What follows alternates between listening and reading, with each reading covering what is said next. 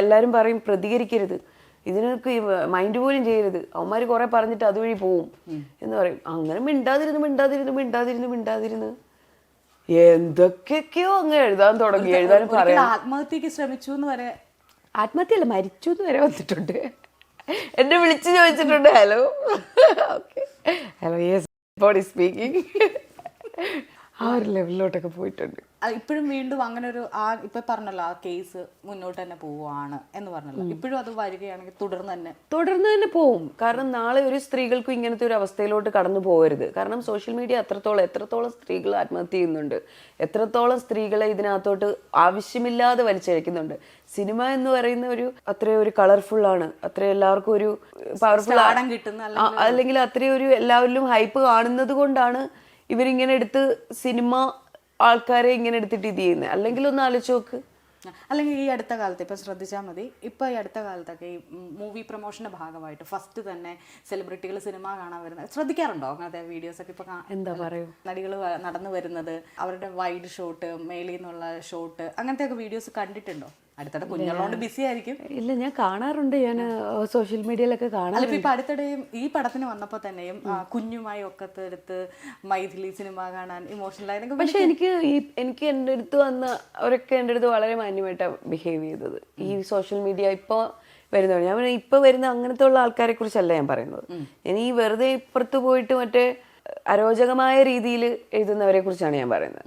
അത്രയും മോശമായിട്ട് ചിത്രീകരിക്കുന്ന ആൾക്കാരെ കുറിച്ചാണ് പറയുന്നത്. അതായത് ഇവരൊക്കെ എന്ന് പറഞ്ഞാൽ വളരെ ചിലപ്പോൾ അവരുടെ ഉപജീവനമായിരിക്കും, അവരുടെ ഹാപ്പിനെസ് ആയിരിക്കും, അവരുടെ ഒരു ഇതായിരിക്കും. അതിലൊന്നും എനിക്ക് യാതൊരു ഇതില്ല. ഇന്നലെ അവർ പോലും എൻ്റെ അടുത്ത് പറഞ്ഞ് ഓക്കെ ഞങ്ങളൊക്കെ ആഗ്രഹിക്കുന്നുണ്ട് തിരിച്ചു വരണമെന്ന്. അപ്പം അത് ശരിക്കും എന്നെ സംബന്ധിച്ചിടത്തോളം അതൊക്കെ എൻ്റെ ഒരു ഭയങ്കരമായ ഒരു പോസിറ്റീവ് എനർജിയാണ് അവർ എനിക്ക് തരുന്നത്.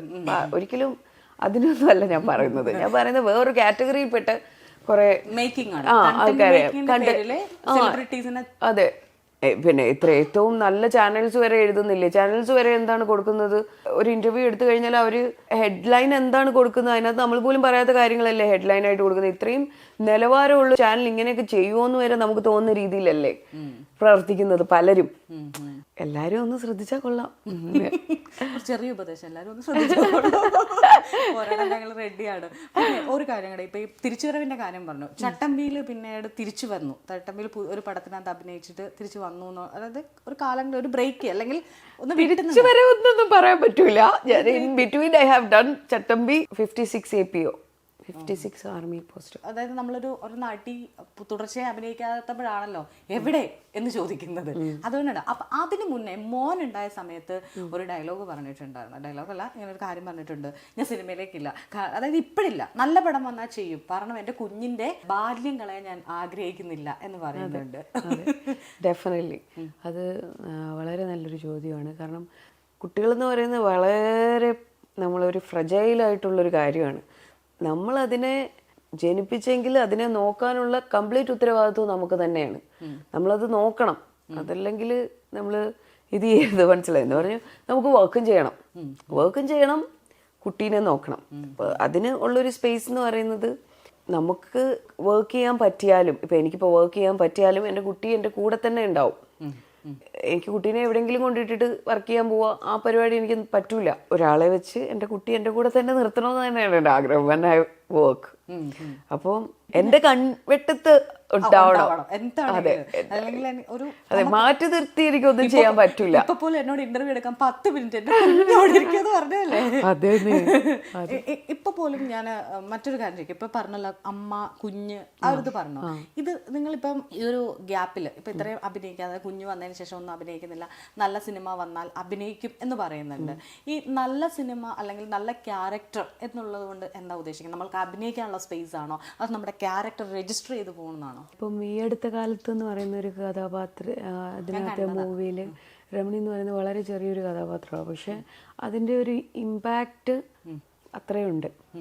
അപ്പം അങ്ങനത്തെ ഉള്ളൊരു സ്ട്രോങ് ആയിട്ടുള്ള ഇപ്പം നായിക ആയിട്ട് മറ്റേ എല്ലാ സെൻട്രൽ ടൈറ്റിൽ ക്യാരക്ടർ ചെയ്യണമെന്നല്ല ഞാൻ പറയുന്നത്. ഒരു സ്ട്രോങ് ആയിട്ടുള്ളൊരു പെർഫോമൻസ് വേണം. വെറുതെ അതുവഴി ഇങ്ങനെ അങ്ങോട്ടും ഇങ്ങോട്ടും പാസ് ചെയ്യാനോ അല്ലെങ്കിൽ മറ്റേ അവരുടെ പുറകെ നടക്കാനോ ഇവരുടെ പുറകെ നടക്കാനോ അങ്ങനത്തെ ഒരു ക്യാരക്ടർ ആയിരിക്കില്ല. അവർക്ക് അവരുടേതായ ഒരു വ്യക്തിത്വം ഉണ്ടാവണം ആ ക്യാരക്ടറിന്. അപ്പം അതാണ് ഞാൻ ഉദ്ദേശിക്കുന്നത്. ഒരു സെക്കൻഡിനെ നമ്മളെ കാണിച്ചില്ലെങ്കിലും അതിൽ നമുക്കൊരു രജിസ്റ്റേർഡ് ആയിട്ട്. അതെ, ഇപ്പോൾ ലളിതാമ്മയാണെന്നുണ്ടെങ്കിലും ഒക്കെ എത്രയോ കാലങ്ങളായിട്ട് ഈ ഒരു സ്റ്റിൽ അവർ ഇത് മരിക്കുന്നിട വരെ സിനിമയിൽ ഉണ്ടായിരുന്ന ഒരു വ്യക്തിയാണ്. അപ്പോൾ അങ്ങനെയൊക്കെ തുടരണമെന്നാണ് എൻ്റെ ആഗ്രഹം. അത് നല്ല കാര്യമാണ്. നമുക്ക് ഇതൊരു നിങ്ങളുടെ പ്രൊഫഷനാണ് അല്ലെങ്കിൽ ഒരു പാഷനാണ്, അതിൽ നമുക്കൊരു ബ്രേക്ക് എടുക്കാം. അല്ല, ബ്രേക്ക് മീൻസ് ജസ്റ്റ് ഒന്ന് മാറി നിൽക്കാം, എന്നാലും ഇത് മാടി വിളിക്കും അല്ലേ? മാടി അല്ല, മൈൻഡ് കൊണ്ട് കൊള്ളായിരുന്നു. ഒരിക്കലും നമുക്ക് നമ്മുടെ പാഷനെ കില്ല് ചെയ്യാൻ പറ്റൂല. നമുക്ക് എത്രയൊക്കെ ഉള്ളിൽ നമ്മൾ ഒതുക്കി വെച്ചാലും അത് പുറത്തു വരും. അപ്പം നമുക്ക് വേണം, നമുക്ക് കരിയർ വേണം. കരിയർ ഇല്ലാതെ പറ്റൂല. കരിയർ വേണം, നമുക്കെല്ലാം വേണം. മനസ്സിലാവുന്നോ? അല്ല, എനിക്ക് തോന്നുന്നു എനിക്ക് ഏറ്റവും കൂടുതൽ ഞാൻ ഇത്രയും കാലം ജീവിച്ചത് എൻ്റെ കരിയറിന് വേണ്ടിയിട്ടാണ്.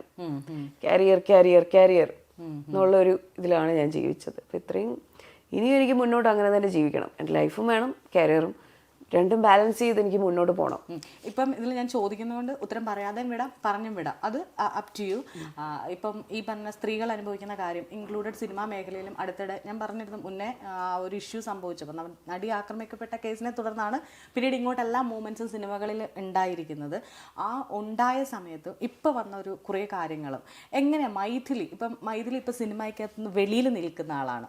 അതായത് സിനിമയിൽ കകത്തുണ്ടായിരുന്നിട്ട് ഇപ്പോൾ പുറത്തു നിന്ന് സിനിമയുടെ കാര്യങ്ങൾ കാണുന്ന ഒരാളാണ്. അങ്ങനെയെങ്കിൽ ആ മൂവ്മെൻറ്റ് അല്ലെങ്കിൽ ആ ഒരു യാത്രേനെ എങ്ങനെയാണ് നോക്കി കാണുന്നത്? ഇതിപ്പോൾ മലയാള സിനിമയിൽ മാത്രമുള്ള പ്രശ്നങ്ങളല്ല. ഇപ്പോൾ ഇന്ത്യൻ സിനിമ എടുത്തു കഴിഞ്ഞാലും തമിഴ് എടുത്തു കഴിഞ്ഞാലും തെലുങ്ക് എടുത്തു കഴിഞ്ഞാലും ഇതുപോലെ ഒരു തെലുങ്കിലൊരു ഇൻ്റർവ്യൂവിന് ഞാൻ പോയി. അപ്പോൾ എൻ്റെ അടുത്ത് പറഞ്ഞു ടുഡേ ഇറ്റ് സെൽഫ് അപ്പോൾ 3 സബ്ജക്റ്റ് കേട്ടു. 3 സബ്ജക്റ്റും നല്ല സബ്ജക്റ്റൊക്കെ കേട്ട് അത് കഴിഞ്ഞപ്പോൾ എൻ്റെ അടുത്ത് പറഞ്ഞു today it self you are my girl friend. Today it self you are my girl friend what it means ഒന്ന് ആലോചിച്ച് നോക്ക്. Today it self you are my girl friend. അപ്പോൾ ഞാൻ പെട്ടെന്നൊന്ന് പിടിച്ചു. ഞാൻ പറഞ്ഞു എൻ്റെ കയ്യിലൊരു റിങ് ഉണ്ടായിരുന്നു. അപ്പോൾ ഞാൻ പറഞ്ഞു ഐ ആം ഓൾറെഡി കമ്മിറ്റഡ്. അപ്പോൾ പറഞ്ഞു I want to be a part of Indian films. That's what I came here. I will give you house, gym trainer, everything, but you have to stay here. You cannot go back to Kerala. I said I'm not for sale. My art is for sale. ഒന്ന് മനസ്സിലാക്കണം. I want to be a part of Indian film industry and നമ്മൾ ആ ഒരു പാഷൻ്റെ പുറത്താണ് നമ്മൾ ഓരോരുത്തർ ചെല്ലുന്നത്. പക്ഷെ നമുക്ക് കിട്ടുന്ന എക്സ്പീരിയൻസ് ഇങ്ങനെയാണ്. Then I came back. എനിക്ക് പറഞ്ഞു ഓക്കെ സമാധാനം. ഞാൻ വളരെ മര്യാദക്കാണ് പറഞ്ഞത്. എനിക്ക് സമാധാനമായി.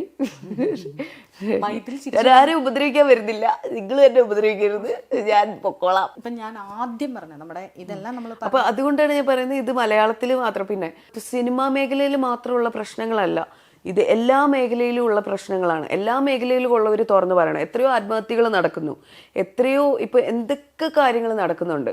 അപ്പൊ എല്ലാ മേഖലയിലുള്ളവരും അത് തുറന്നു പറയട്ടെ.